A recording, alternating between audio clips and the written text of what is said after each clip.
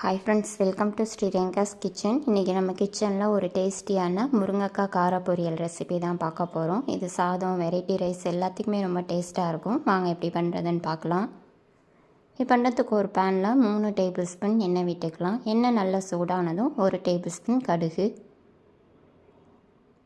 நல்லா பொரிஞ்சதும் 1/2 table spoon உளுந்து நல்லா செவந்து வரணும்.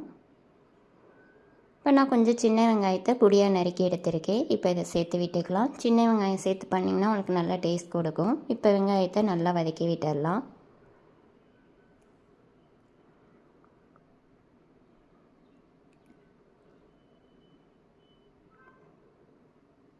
இப்போ இது கூட கொஞ்சமாக கருவேப்பிலை சேர்த்து விட்டுடலாம்.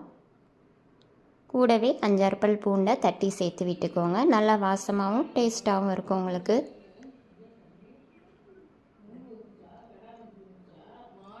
இப்போ பாருங்கள், வெங்காயம் நல்லா வதங்கி வந்திருக்கு. இந்த ஸ்டேஜில் நான் முருங்கைக்காவை கட் பண்ணி வாஷ் பண்ணி எடுத்திருக்கேன். இப்போ இதை சேர்த்து விட்டுடலாம். இப்போ இதையும் 1 நிமிஷம் நல்லா வதக்கி விட்டுடலாம். இப்போ 1/4 டேபிள் ஸ்பூன் மஞ்சள் தூள், 1 டேபிள் ஸ்பூன் நான் குழம்பு மிளகாய் தூளை சேர்த்து விட்டுக்கிறேன். இப்போ தேவையான அளவு உப்பு, கூடவே அரிசி கழுவின தண்ணி தேவையான அளவு சேர்த்து விட்டுக்கலாம். அரிசி கழுவின தண்ணி சேர்த்து விட்டிங்கன்னா இன்னும் நல்லா டேஸ்ட் கொடுக்கும். இப்போ இதை எல்லாத்தையுமே ஒரு தடவை நல்லா கலந்து விட்டுடலாம்.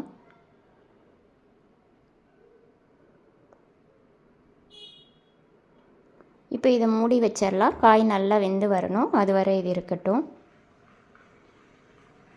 இப்போ நம்ம காய் வெந்துருச்சான்னு செக் பண்ணிக்கலாம். இப்போ பாருங்கள், காய் எல்லாமே நல்லா வெந்து வந்திருக்கு.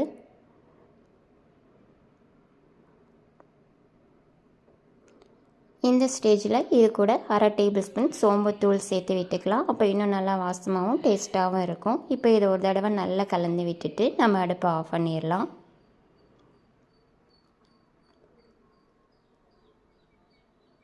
அவ்வளோதான், நம்மளோட முருங்கைக்காய் கார பொரியல் சூப்பராக ரெடி ஆகிடுச்சு. நீங்களும் இதே மாதிரி உங்கள் வீட்டில் ட்ரை பண்ணி பாருங்கள். உங்களுக்கு இந்த வீடியோ பிடிச்சிருந்தா ப்ளீஸ் லைக் பண்ணுங்கள், ஷேர் பண்ணுங்கள், கமெண்ட் பண்ணுங்கள், மறக்காமல் சப்ஸ்கிரைப் பண்ணுங்கள். தேங்க்யூ ஃபார் வாட்சிங்.